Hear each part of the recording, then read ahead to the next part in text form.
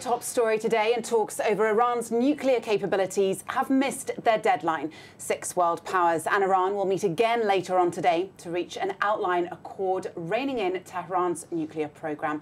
They failed to agree crucial details, such as the lifting of UN sanctions. The negotiators are in talk in the Swiss city of Lausanne. Iran and Russia are expressing optimism that an initial agreement could be within reach. Well, joining me now is Timothy Stafford of the Royal United Services Institute for Defence and Security Studies. Timothy, what are the main sticking points of these talks, and do you think that an agreement can indeed be reached? Well, there are two main sticking points. The first is the number of restrictions that will be placed upon Iran's programme under the terms of the deal. Leading up to these negotiations, there was much focus on the number of the centrifuges Iran would hold in place, and also whether it would ship the enriched fuel that it currently possesses out of the country to be turned into a format that it couldn't use for weaponization. The talks now seem to be floundering on a slightly different issue, which is the extent to which Iran will be able to undertake research and development on new centrifuges that it could bring online once the deal expires.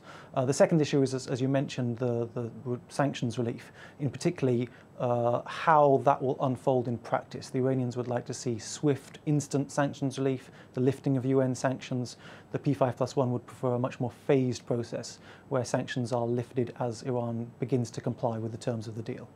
And say we were to get a resolution, just how momentous would that be, and how would it change the political landscape? It would be quite significant if there is a resolution, if all of the issues can be solved so that the restrictions on Iran's programme are sufficient for the P5+1 to be content with, and Iran is able to secure meaningful sanctions relief. Then it would be a resolution to one of the security issues that's plagued the international field for a long time.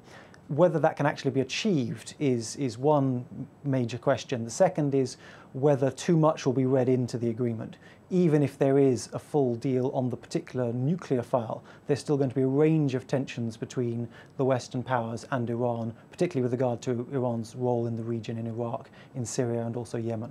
OK, and taking that on slightly, if US sanctions were to be lifted and there were to be a glut of Iranian oil into the market, how would that affect things? Well, the key sanctions here are actually the UN sanctions, if those were lifted. In terms of the sanctions relief, it depends how significant the sanctions relief is.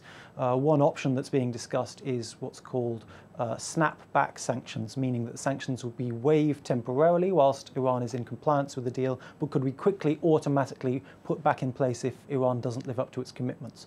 That's very different from repealing the sanctions entirely. So depending on how extensive the sanctions relief is, that would affect Iran's capacity to supply the market with oil. If it's significant sanctions relief, it's more likely there'll be more investment.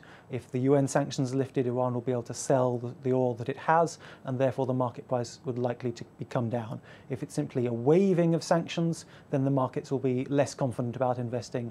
Prices would continue to hold or fall, but not as much as they could. Timothy, thank you very much. Timothy Stafford there.